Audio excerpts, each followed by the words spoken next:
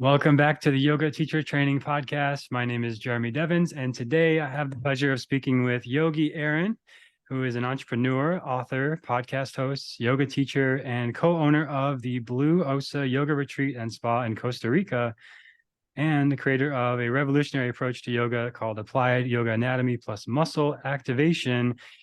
He just published a book, and we're going to talk about a lot of things today, kind of let the conversation go organically, but welcome. Thank you so much for having me on. I appreciate it. Awesome. So I want to just start with first of all, just writing a book. That's pretty cool. That must be really exciting that your book just came out. Yes. Yeah, thank you so much. It's actually my second book. It's kind of funny, Jeremy, because I don't know if you've ever had that thought where, if you're going to write something like a book and you think, oh my God, only those kinds of people write books. I would never write a book. And then I wrote my first book, which was Autobiography of a Naked Yogi. And I thought, okay, that's it. No more. I did it once, I'm published, great. And then at the beginning of 2022, I was sitting on this information and I thought, okay, let's put it out there and see what happens. So it was something that came together a lot easier. But this is something that I'm really proud of. When I look back at my life, this is like a masterpiece that I'm really, really excited about. And so I'm excited to see where it goes and what happens with it. So I haven't seen this yet. I haven't looked it up or anything, but what's it about? So the title of the book is called Stop Stretching, and a yogic approach to master your body and live pain-free. And it's about a few things. It's first and foremost, I think part of the conversation I'm trying to create is one about flipping the script in yoga. If you ask most people what they think about when they think about yoga, they always think stretching, flexibility. Yoga teachers will stand in front of their class and say, things like, yoga's got nothing to do with flexibility or stretching, but then they'll fold forward and kiss their toes, in a forward fold. And so there's a lot of mixed signaling. And I think that I'm just trying to flip the script. And what I mean by flipping the script is starting to create two conversations simultaneously. One is if we're doing postures, why are we doing and what are we really doing? And then two, kind of trying to direct it back to yoga's true intention, which is to really create the space as we do as yoga teachers to open up that space for people to tap into their life purpose and feel that empowerment and motivation and inspiration to go out and manifest it. So that's a big part of the book, but the second part of it is also just giving people more anatomy and more tools on how to feel stronger and more stable in their body. So that's kind of the second part of it. Right. But are you still teaching asana-based classes? Absolutely. Yeah. And absolutely. This is something I've explored a lot too, maybe similar reasons. I got into yoga and I just felt amazing. It's I'm just going to do yoga all the time. I don't need anything else. I'll stop lifting weights. I'll stop doing other stuff. And that worked for a while. Right? Yeah. And then I started to have these chronic tensions in my shoulders and my back, and I would stretch it out thinking, well, if I stretch, that'll release the tension, right? And that just wasn't happening. And I ended up working with a body worker who taught me more about well, part of why it's tense is because you're stretching it so much and it's essentially weakened and you got to strengthen it. And again, it's oh, I got to go back to the weights. Okay. I wonder what your journey was like. Do you have a similar experience? Absolutely. I mean, I come from a very strong fitness background. I used to be very active in my younger years. I snowshoed, I dog sledded. It's a Canadian thing. I also was a trail runner. I was a long distance runner, swimmer. I canoed. I did everything and ice hockey. And so by the age of like 18, 19, I was starting to notice that my body was really tightening up. And so I looked around and I saw old people that were looking old because they didn't have any mobility. They were hunched over, they took small steps. And then I saw old people that looked really youthful and vibrant, and they seemed to have mobility. So in my mind, I thought, okay, I should stretch. And of course, society is telling us that we should stretch. And so I immediately went, okay, I'll go to the gym for my exercise, and I'll go to yoga to stretch. And I think, like, you're a yoga teacher. You've seen like a lot of people kind of have that mentality. They go to the gym for their workouts. And so I started stretching, and almost right out of the gate, I really hurt myself. Hmm. And it took me 25 years to kind of figure out why that was happening. But when I say I was doing yoga back then, it was really stretching. That was my goal. That was my purpose. And then I really got into Ashtanga, and that really did a number on my body looking back. And I ended up like with a lot of problems in my body. Like I had to hang up my hiking shoes by the age of 30. I started developing searing pain in my neck right around 32, 33. And it would wake up in the middle of the night like somebody was digging a knife into my shoulder blades. And so the solution was, I go to yoga teachers and say, well, and this is the other thing that started happening was I started developing like this mentality of like, I have a bad back. Yeah. And so, and then I stopped doing back bends because I thought that was the problem, which was the absolute opposite. I should have been doing more back bends, but that's another story. And so I thought, okay, well, I need to stretch my quads more and I need to stretch my hamstring. I go to yoga teachers and they'd say things like, you need to open up your lower back more. No, what I actually needed to be doing was more Shalabhasana, more like locust pose, Superman pose, and getting those muscles to start firing properly. And so when I was about 25 years in, I ended up in a surgeon's office who was telling me I might need a spinal fusion in my lower back, right around between L4 and then S1. And he's like, this is not the best avenue, but if your pain continues, because I was in so much chronic pain. And so that's kind of like a little bit about my yoga, asana history.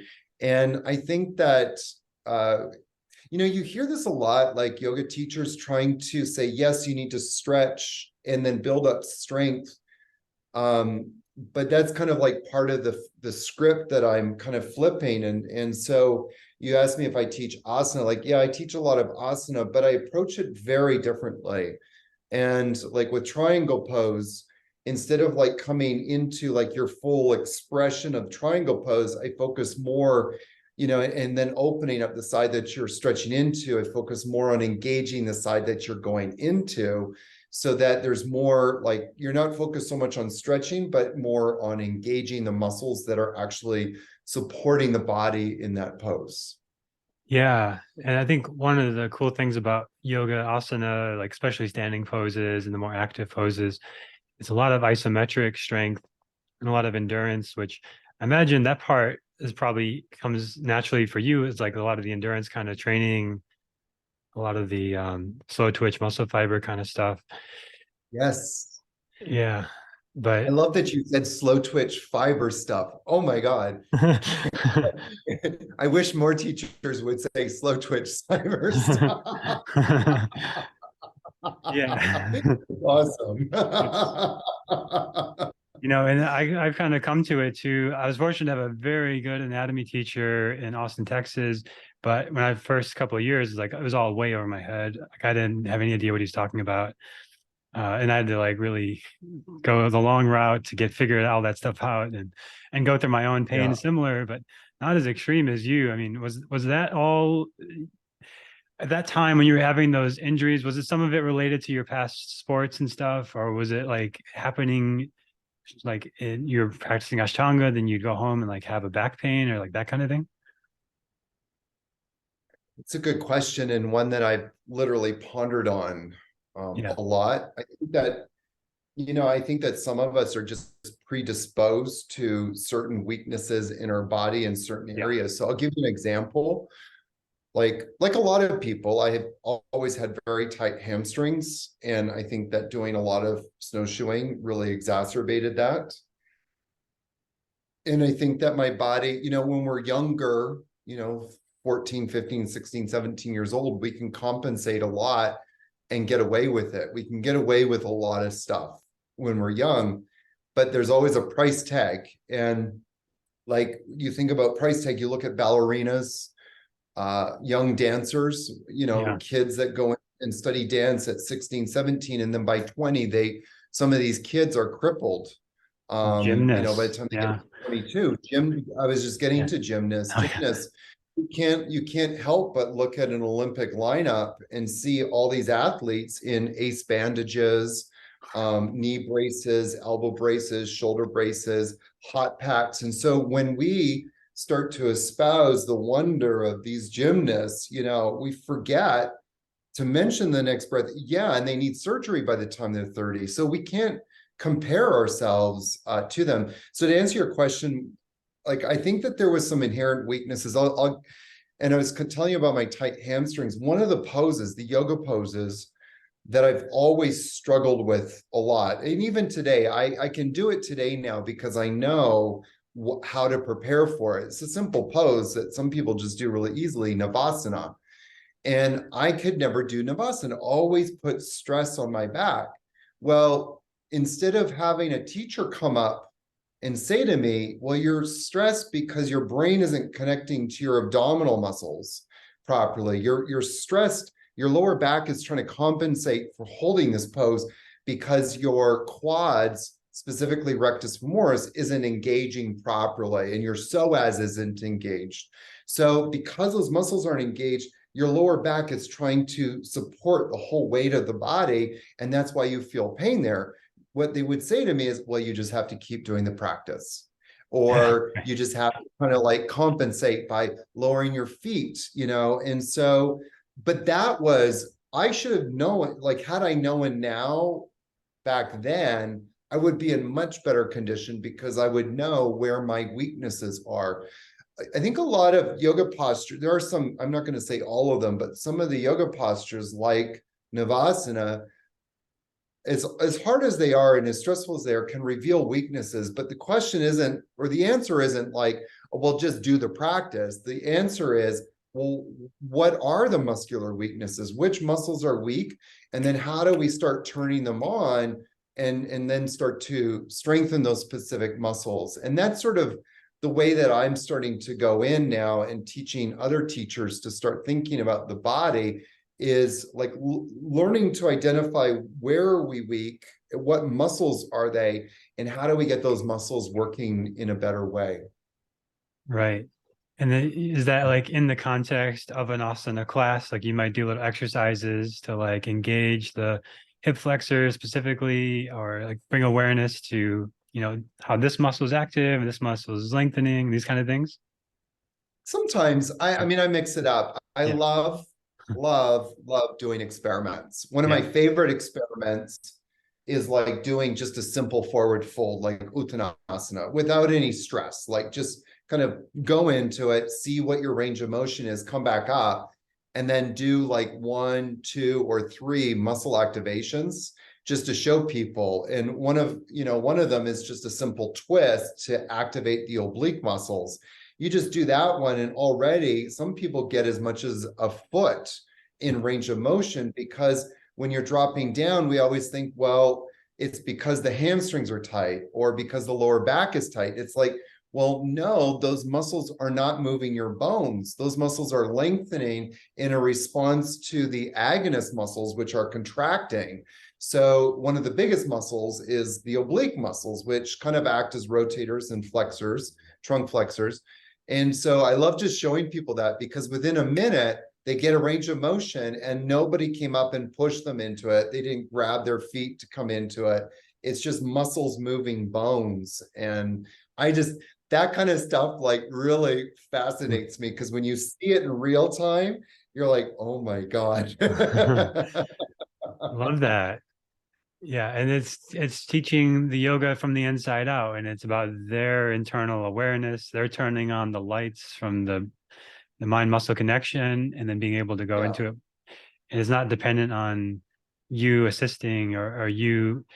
That was one of my mentors. Like I thought I was really, I'm going to impress her because I learned all these fancy assists of like, some of them from Ashtanga, some of them from other modalities. And Ashtanga has a lot of those like very hands-on, like very corrective very kind of real. assists. And it's like, yeah, you can, if the person's very open, you can do some impressive stuff. But it's like, then what do you do when the teacher's not there? And is that really helping the student embody the practice? Or are you making them kind of dependent on you? And then is that really safe? There's all sorts of Yeah. things with that can more likely, as it often does, could lead to injury, as you've Yes. experienced, and so many Ashtangis I know have experienced. So I love that. I love this approach of like you just turn on the mind muscle connection to a muscle you might not have thought was even involved in this or even Yeah. noticed, and now it's you're deepening the pose or you're stretching deeper, but it's actually more like you're activating more. I just want to comment on something you said, because you used a phrase which I say incessantly, and that is turning on the lights. And Yeah, it literally, that's what muscle activation does, is it literally is a light switch to turn on. And so in yoga, what we talk about, I think most yoga teachers across the board, myself included, talk about is a mind-body connection. And so what we're saying is that there's an awareness, like, oh, I can feel my pinky toe move, for example. I have awareness of it. But when we're talking about turning on the lights, this is like happening at an unconscious level. And so, or more specifically in the autonomic nervous system. So we're not aware like that our heart is beating rapidly. I mean, we can feel it, but we can't necessarily tell our heart to beat faster. It just does it automatically. And so when we're talking about stability, and that's why like I love teaching when I'm teaching, because it ties into Sutra 246 so well, Stiram Sukham, like the stira, building stability. And that stability, it comes really at a deep neuromuscular level of your brain literally sending a message to the muscles, say contract. So when I went up into Navasana, I couldn't hold it properly because my brain wasn't connecting to those muscles as much as I wanted to try, as much as I was like bringing some mindful awareness to it, it wasn't happening. right. And so what we're doing is, I love that phrase, turning on the lights within those muscles and improving that neuromuscular connection between the muscle and the central nervous system. So I love that phrase, turn on the lights, Yes. baby. Yes. Yeah, that's how I think of it. And that's what we're moving towards, enlightenment, or like illuminating the body. And then we have the actual Yes, electrical signals from the brain to the muscle as like an example of like the electricity is flowing, the lights are on. As one of my anatomy teachers, Rachel Hector, who's done some cool like research at UT Austin, and she said this phrase. I was like 3 years into teaching, and I had not heard this phrase before, and it just like blew my mind. And I was like, is that like that's such a strong statement? And she said, all stretching is neurological. And I was like, I thought it was all muscular, I thought it was all the muscles and just doing the shape. She's like, it's all neurological. And I just like sat with that for like months of like, wow, that is such a yeah, different approach than just like trying to contort your body or force your body into shapes. And I love yeah. your approach. It's like that's exactly it. You're helping the students turn on the mind muscle connection in the poses. Mm. Yes, yeah. So this is what you talk about in the book, right? Yeah, I mean, Not the Naked Yogi book, probably. oh no, that's a whole other story. no, yeah, and I'm kind of ruminating on this idea of it being neurological. It really is neurological. Um, so, muscles tighten up as a neurological response to the brain or to the central nervous system sensing instability. And so when we're unstable, the body tightens up. And one of the clearest examples of that is, well, I give you two examples, but one is like if you're walking on ice, you step out. I mean, I know you live in California, so I it grew up in never gets cold. Minnesota. I grew up in But Minnesota. I had snowshoes. I know about that. you guys snowshoe too in Minnesota, It's like eh? a tennis racket basically on your foot, right? Yeah. Yes, yes. So, like when the first kind of snowfall happens and you're not expecting it, and you step outside and you kind of slip, your body tenses up. And so it's a protective mechanism in the body. That's a neurological response. And so and then I was telling you about my tight hamstrings. One of the things that we as yoga teachers, I really believe we have to remember this, fundamental fact about muscles is that there's always that antagonist-agonist relationship. So the hamstrings are tightening up as a response. I deal with this all the time. As a response to my quads not engaging properly. More specifically, the rectus femoris. So if you get the quads engaging, the hamstrings, just let go and are not feeling that tightness. And so we need, muscle tightness from even more specifically from a neuromuscular standpoint. Muscle tightness is actually a result of muscle weakness. The question is what muscles are not weak, or sorry, what muscles are not strong? What muscles are showing up as weak? And so I always say, like, if you're kind of forcing a muscle to open, you're kind of violating your own body's natural protective mechanism, which is, in my mind, which is the wrong thing we want to be doing in yoga, is violating ourselves. And that's a hard thing for, I think, a lot of people to wrap their head around, because they want to put their foot behind their head.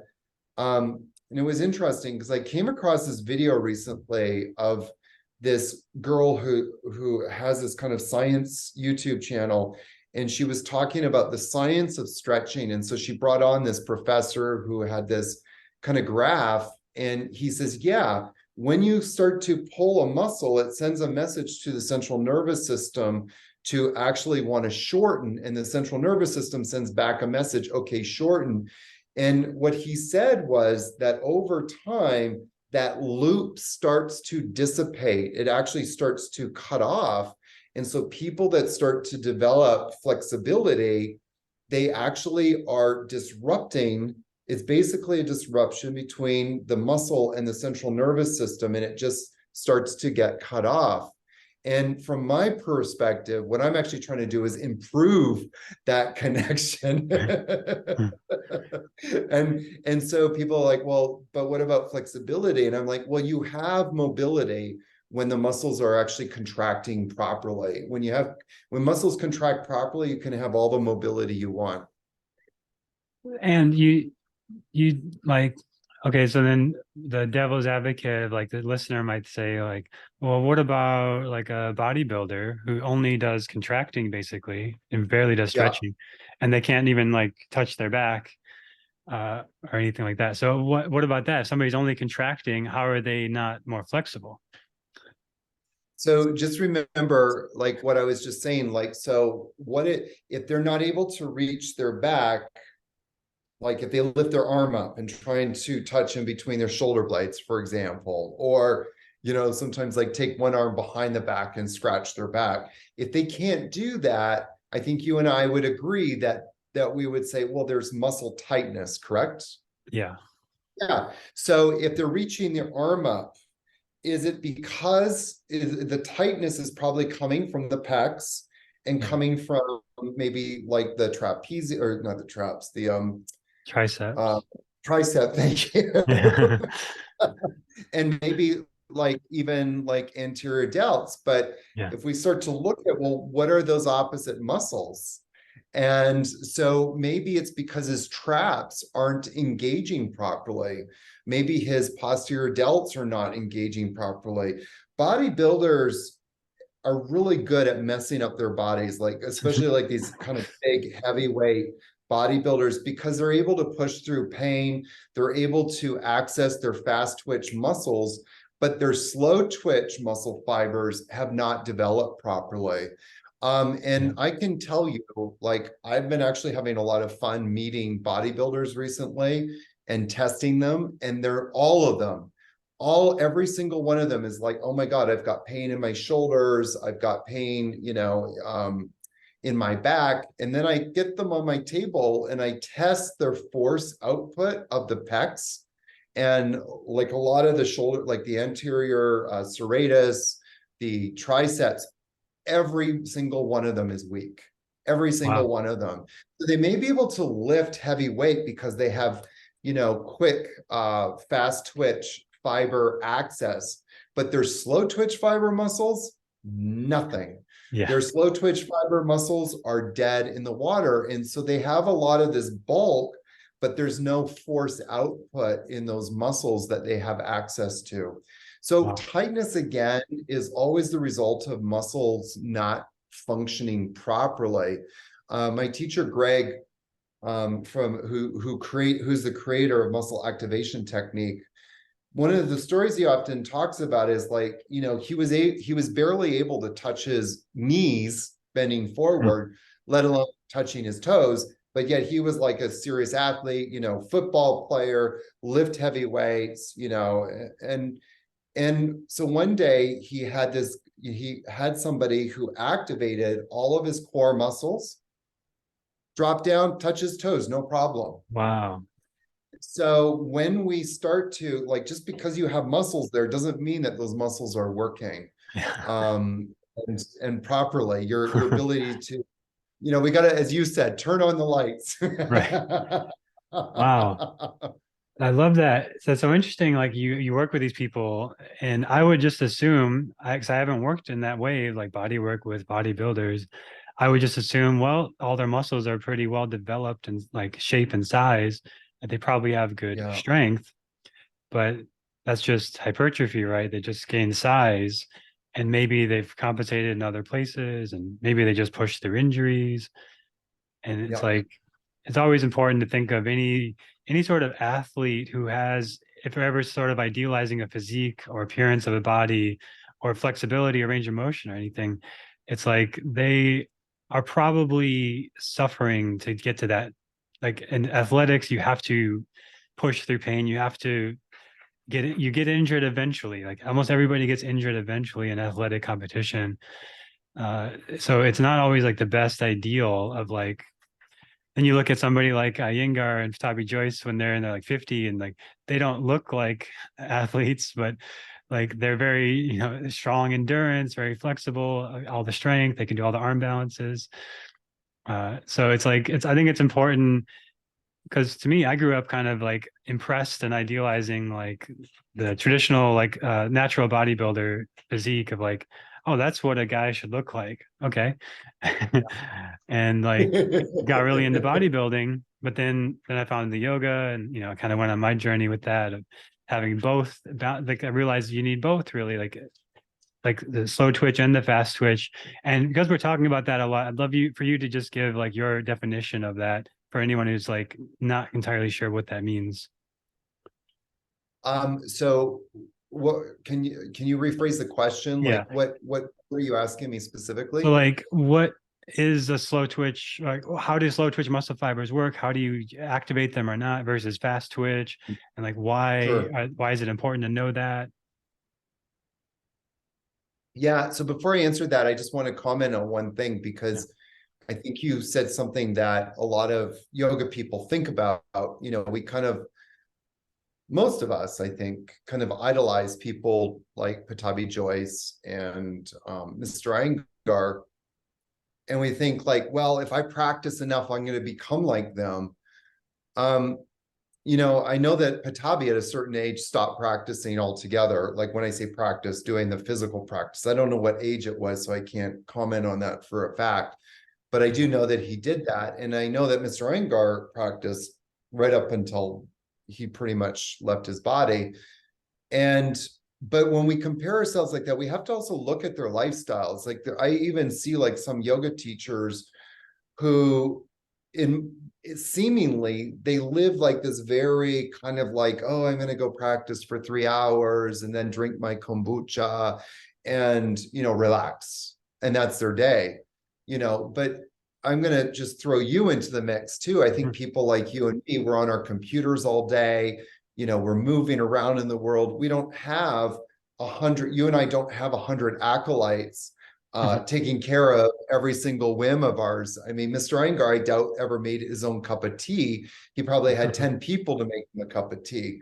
Yeah. And so I think that we just have to kind of like think about, I don't know what the physical strength of is Mr. Iyengar, but I can assume just because I can, I have some knowledge of it, that he probably did very little, in his life that caused his body a lot of stress. And so, when we're in the world and we're dealing with stress, we have to go to the grocery store, we have to navigate the car on the road, and dealing with all of these crazy drivers. We have to deal with, the news, constantly in our face. We have to deal with, Taxes. people around us that are placing demands on us, whether Yes. it's children or family or whatever. So there's all of this stuff that's causing our causing us stress at a neuromuscular level. And so, some people luckily don't have to deal with that. They have enough resources or people around them to take care of that. And I think we have to be really careful when we compare ourselves. Like in my podcast series, I talk about like how a lot of people like you and me might compare ourselves. I know I did. Like, oh, I want to be like those yogis in the Himalayas. Well, the yogis in the Himalayas, way back when didn't make it past 35, 40 years old. They died in landslides and starvation and, flooding and whatnot. We're living until like 100, 120 years old now these days. And so I think it's really important that our yoga practice has to kind of match the lifestyle, and so that we can maintain, I believe that we should be teaching people how to maintain a sense of stability and so that we can access life in a better way. Like I love to hike, and now I've put back on my hiking shoes because I've gotten more stable in my hip flexors, which were the cause of my knee pain. The hip flexors weren't working, which are like the shock absorbers. And so whenever I go hiking, the knees would end up taking all the stress. And because my hip flexors and extensors weren't working properly. So, you asked me earlier about like slow twitch fiber versus fast twitch. It's really the slow twitch that we want to start building up that strength. Now, yes, we do obviously want to work on the fast twitch as well, but that comes more from doing activities like going on long hikes, going on long walks. We start to, access those as well. But we really want to start strengthening the slow twitch fibers. And how we do that is through isometric contractions. In the way that I teach it in my book, and I give a lot of exercises in the book that target specific muscles. So, whether it's the transverse abs or obliques. So one of my favorite ones is for the obliques, and just simply crossing your arms, and you can do it in a cross-legged position. You could do it in a standing position, but you just kind of twist as much as you can one way. And then, you're accessing your rotators of the body. You keep your hips, keep your hips locked. Well, I'm in a swivel chair. It's hard. It's not working. You'll start spinning around and around and around. But yeah, so then you hold that for 6 seconds, and then you do it 6 times. And that's sort of the general rule of that as I've been taught of muscle activation. And what we're doing when we're really focused on creating that isometric contraction and then holding it, what that's doing at a neurological level is starting to tell sending gamma through gamma motor neurons, stimulating gamma motor neurons that's sending a message to the central nervous system. Hey, there's a muscle here. We want to contract. And then the central nervous system sends back a message and says, hey, it's time to contract. And so there you're starting to reinforce, if you want to call it like a loop, you're reinforcing that loop and that neuromuscular connection, which has been, I mean, I'm 51 years old. A lot of my neuromuscular connections have been damaged due to stress, trauma, and overuse. So we're trying to slowly start to build it up and increase the stress tolerance so that, like, if you bend over, if you're walking out of yoga class, you drop your keys, that you can bend over and pick up your keys without being afraid of hurting your back. Yeah. Yeah, it is really just the from what I understand, as you hold poses longer, you get more muscular activation because there's not just like one muscle there, and like the obliques is like lots of tiny, basically tiny muscles. And as you hold it longer, the ones you use like kind of defaults get activated, and then you hold longer. It's like, I gotta keep holding this. Okay, more of the muscles come online. And eventually you get to that point of like failure where it's like everything is done as best it can to activate. And now like you can't do any more. And it's like, then you've got all the lights on, and then you're more receptive to stretching, right? After that, like once you've done the activation, like in that particular muscle, like then you'd be more open to like a side bend or like the opposite kind of action where it's now into lengthening, right? So, so there's a few ways to respond to what you said. So when the science is showing that if you start to go longer than 30 seconds, you're not doing anything, you're beyond the physiology. You're not, and there is actually a case to make that you're actually beginning to stress out the body at a neuromuscular level. Okay, Yeah. so this is happening again at a neuromuscular level.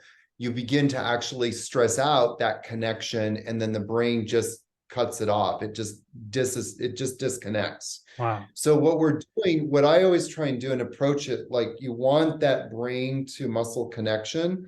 And so again, like those holds, like if we're doing that simple twist, you would do that for 6 seconds and then just repeat it 6 times.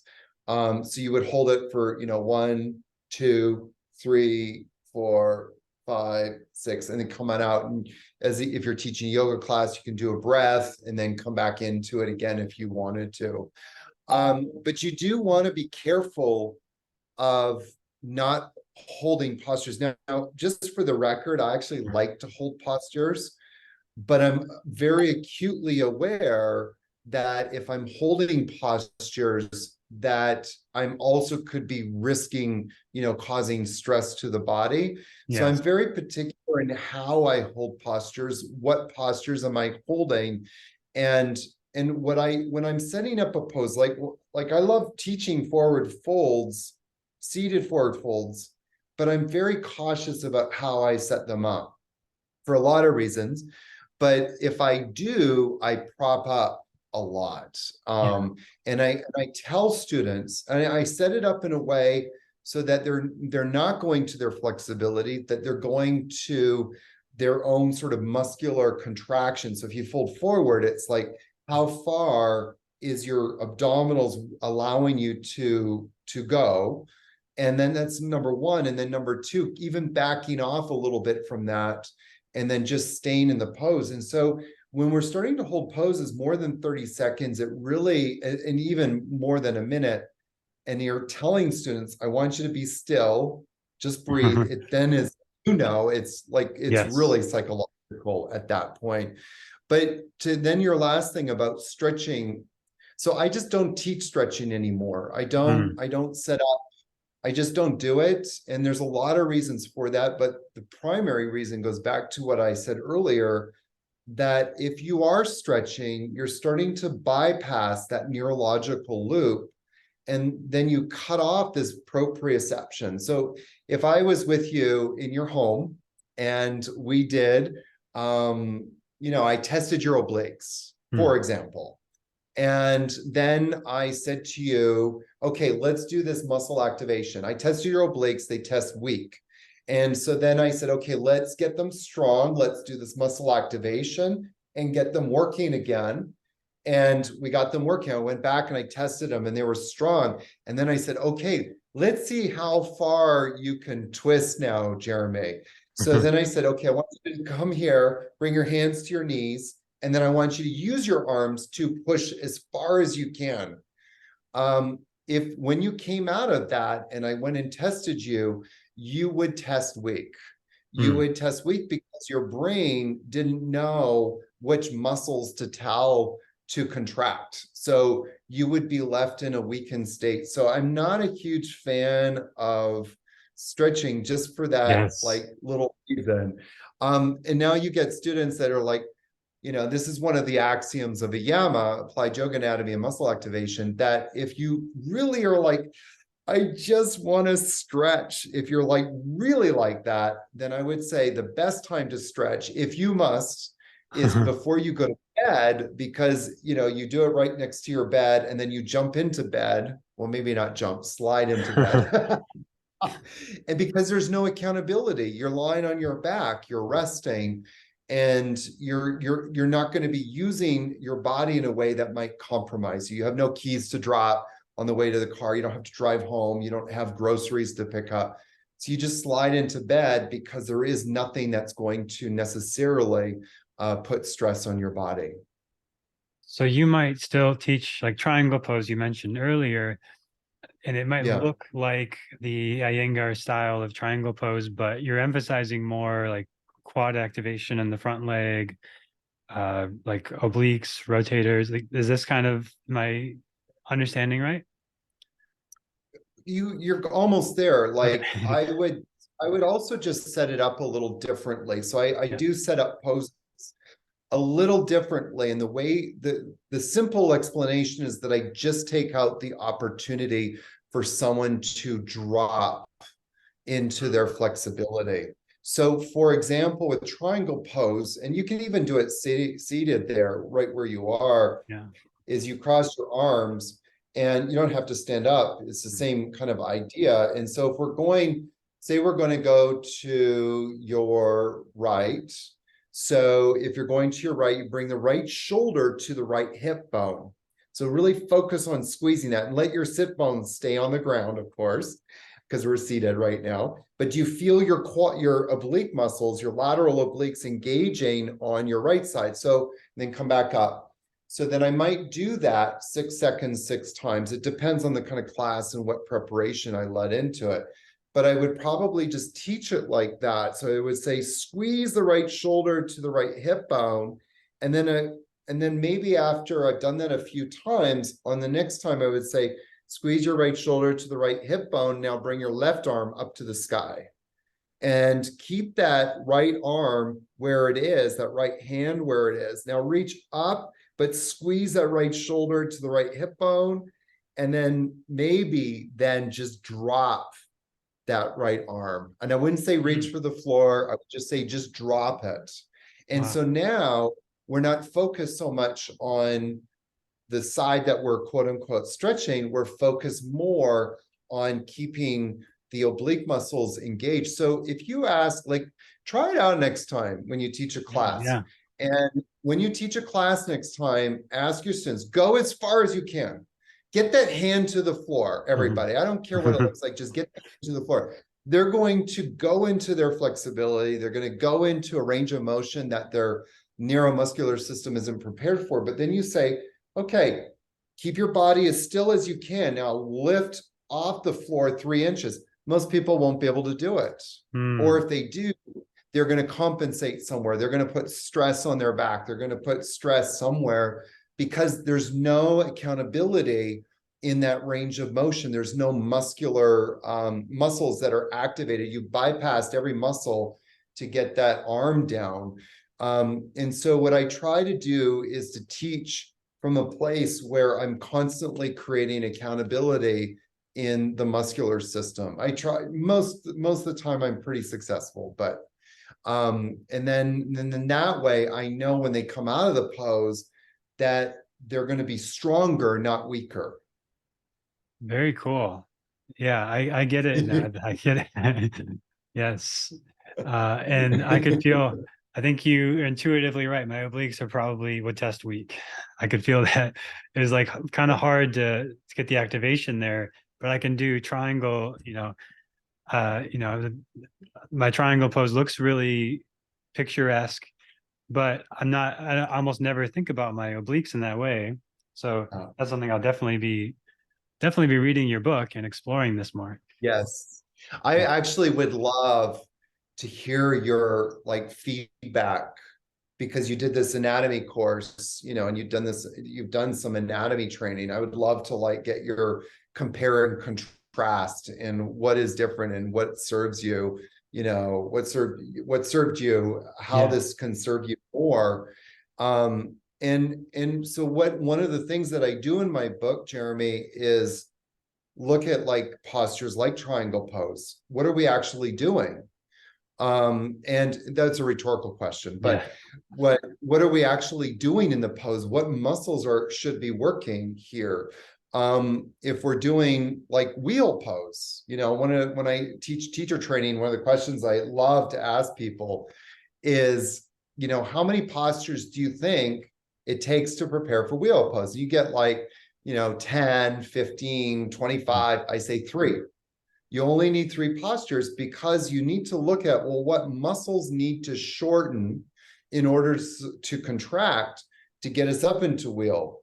And so when you start to approach things from looking at poses, and this is the fun part for me, like this is where my brain just goes, oh my God, I want to dive in right now, is Mm. looking and analyzing, okay, well, what muscles are shortening and what postures or what muscle activations, if you want to call it that.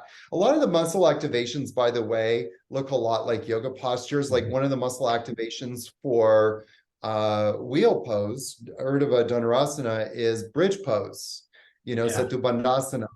And so you do it in a specific way. So you're really focusing on squeezing the glutes. And of course, doing that 6 seconds and 6 times. You're doing Shalabhasana, which engages the lower back muscles, specifically the longissimus. So when we start to be able to identify like what muscles need to shorten, then we do these muscle activations, we can go into postures not only with more stability, but also more strength. And it's like, wow, people can really start to feel like, oh my God, I did this pose and I don't have pain anywhere in my body when I go into it. Yes. That is great. And that is, years ago, you'd never activate your glutes and bridge. That's a big no-no, right? And like Yes. people realized, wait a minute, hip extension, the glutes are hip extenders. Uh, so yeah. So I know we've grown a lot in the yoga world. yeah, we're in a much better time now. And thanks to things like what you're doing and your book and your podcast. So I know we got to wrap up now, but I'd love to just have you share how people can keep in touch with you, your podcast, your website, anything like that. Yes. And if you ever want me to come back on and we'll talk about like specific things, I'm happy to do so. It's a lot Yeah. of fun. I always get a big charge out of talking with other yoga teachers. Nothing makes me happier. So thank you so much for having me Oh, on. I really appreciate it. thank And you. I'm My pleasure. humbled. So thank you. Thank you, Aaron. So where can people find you?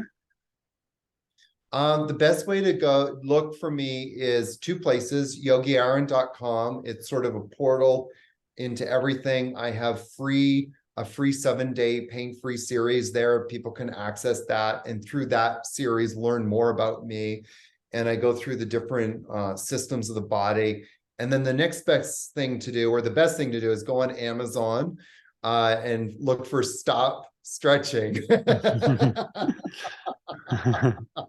It'll pop up right away. Awesome. Very cool. Well, thank you so much again, Aaron, and we'll definitely talk again in the future. Thank you so much, Jeremy.